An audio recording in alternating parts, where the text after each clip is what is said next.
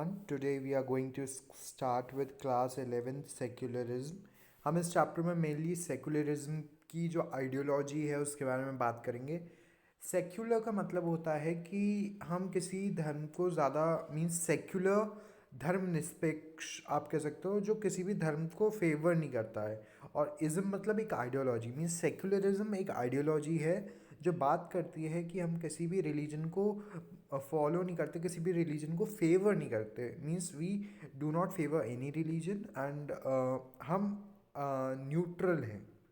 सो हम बात करते हैं कि सेक्युलरिज्म में कई सारी चीज़ आती हैं, लेकिन सेक्युलरिज्म को जानने से पहले हमें जानना होगा किसी जो हमारा रिलीजन है, जो हम रिलीजन फॉलो करते हैं. रिलीजन फॉलो करने में कोई प्रॉब्लम नहीं है. हमारी कॉन्स्टिट्यूशन ने हमें राइट्स दे के रखे हैं to profess our religion. But religion में क्या क्या होता है, दो चीज़ें मेनली होती हैं. या तो हमें इंटर रिलीजियस डोमिनेशन देखने को मिलता है, या आप कह सकते हो inter religious conflicts and intra religious conflicts. Inter religion मतलब कि जो डिफरेंट डिफरेंट रिलीजन्स होते हैं उनके बीच में लड़ाई होना. जैसे कि आप इस इमेज में देख सकते हो कि कई सारे डिफरेंट डिफरेंट रिलीजन हैं. अगर उन लोगों के रिलीजन के बीच में लड़ाई होती है, लोगों के बीच में लड़ाई होती है on the basis of religion, different religion, तो उसे हम इंटर रिलीजियस कहते हैं. जब within the religion different people के अंदर होती है, for example if we take exam, अगर कोई एक रिलीजन है ए, उस रिलीजन में बोला जाता है कि आप ये काम नहीं कर सकते, एक group of section of people ये काम नहीं कर सकता, दूसरा सेक्शन ऑफ पीपल वो काम कर सकता है. तो ये हो गया इंट्रा रिलीजियस. तो सेकुलर जो है फर्स्ट और फॉरमोस्ट डॉक्ट्राइन है जो हर इंटर रिलीजियस डोमिनेशन को अपोज करती है. और सेकुलरिज्म में हर एक डायमेंशन को देखा जाता है, हर एक रिलीजन को इक्वल इम्पोर्टेंस दी जाती है. और कुछ लोग ये मानते हैं कि जो रिलीजन है वो एक नशे की तरह है. मीन्स सब उसे ब्लाइंडली फॉलो करते हैं और वो हमारी जो लाइफ की में हैप्पीनेस लाती है, हमारी जो मीन्स रिलीजन एक पार्ट है हमारी लाइफ का.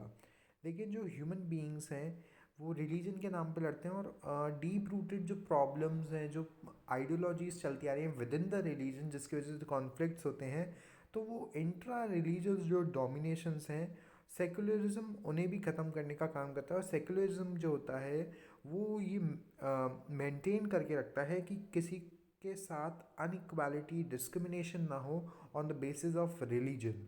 ओके, तो सेकुलर स्टेट क्या होता है? A state government directly by means जो state government under the direct priest के कंट्रोल में होती है उसे हम थियोरेटिक कहते हैं.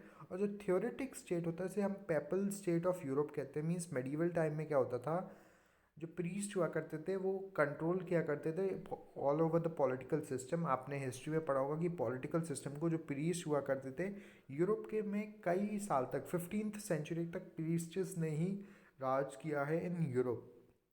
आपने कई रिसेंट टाइम में तालिबान कंट्रोल स्टेट सुना होगा. जो टेंशन्स हमने देखी हैं पॉलिटिकल और रिलीजियस इंस्टीट्यूशंस में, हैराकीज़ देखी हैं, ये सारी क्या बताती हैं कि जो डिफरेंट डिफरेंट रिलीजियस ग्रुप्स हैं उनके बीच में लड़ाइयाँ होती हैं.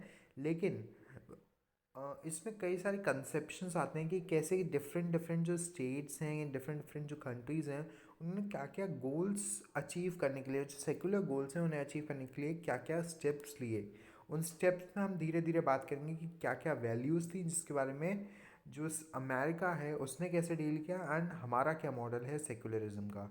तो जो वेस्टर्न मॉडल है सेकुलरिज्म का वो बात करता है कि all secular states have one thing in common, they are neither theoretic और not they have establish and religion. Means इसमें क्या बात की गई है कि सेकुलरिज्म में जो वेस्टर्न है उसमें क्या है, उसमें नाइदर थियोरेटिक है मीन्स प्रीस्ट का भी कंट्रोल नहीं है और वो कोई रिलीजन को भी स्टैब्लिश नहीं करते हैं. अमेरिकन मॉडल की बात करें तो जो सेपरेशन है रिलीजन और स्टेट का मीन्स वो म्यूचुअल एक्सक्लूजन है.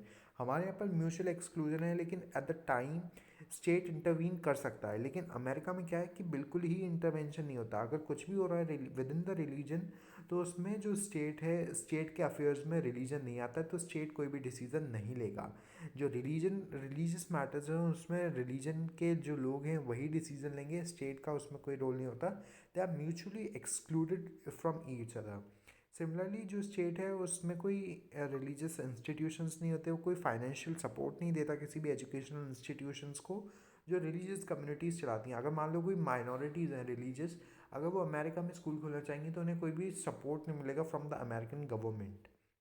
No policy of the state can have exclusively religious rational, means इसमें क्या है कि ये रिलीजियस रेशनल है, मीन्स रिलीजन की कभी बात नहीं करेंगे। एंड प्राइवेट मैटर्स, मतलब ये रिलीजन जो है एक प्राइवेट मैटर समझा जाता है, उसमें कोई भी स्टेट पॉलिसी या लॉ इंटरवीन नहीं करेगा, वो मैटर नहीं है ऑफ एनी स्टेट पॉलिसी और लॉ। लेकिन इंडिया का जो मॉडल है सेकुलरिज्म का, that is somewhat different. India के सेकुलरिज्म में हर रिलीजन को इक्वल राइट्स मिले हैं, लेकिन हमारे यहाँ पर क्या है कि जो एजुकेशन इंस्टीट्यूशंस हैं, अगर कोई अपना प्रीचिंग्स करना चाहते हैं या फिर अपने रिलीजन को फॉस्टर करना चाहते हैं तो उन्हें फंड्स मिलते हैं, लेकिन उन्हें बाकी सब्जेक्ट्स को भी पढ़ाना होगा उन बच्चों को एज वेल एज रिलीजन को। कई सारे कॉन्वेंट्स होते हैं जिसमें क्रिश्चियनिटी को पढ़ाया जाता है as well as other subjects भी पढ़ाए जाते हैं। उसमें क्या होता है, हमारे यहाँ पर जो इंडियन स्टेट है वो क्या करता है, भले ही अलग होता है फ्रॉम द रिलीजियस मैटर, लेकिन अगर मान लीजिए कोई ईवल प्रैक्टिसेस हैं जैसे अनटचेबिलिटी हुई, तो उस पे जो स्टेट है वो डिसीज़न ले सकता है। रिसेंटली एक मैटर आया था कि एक मंदिर है, उसमें एंट्री नहीं है लोगों की, तो उसमें स्टेट ने इंटरवीन किया था। तो ऐसे ही जो स्टेट है वो इंटरवीन कर सकता है कि अगर आप डिस्क्रिमिनेशन कर रहे हो on the basis of religion, state can intervene, otherwise state has no religion in common. Now then we have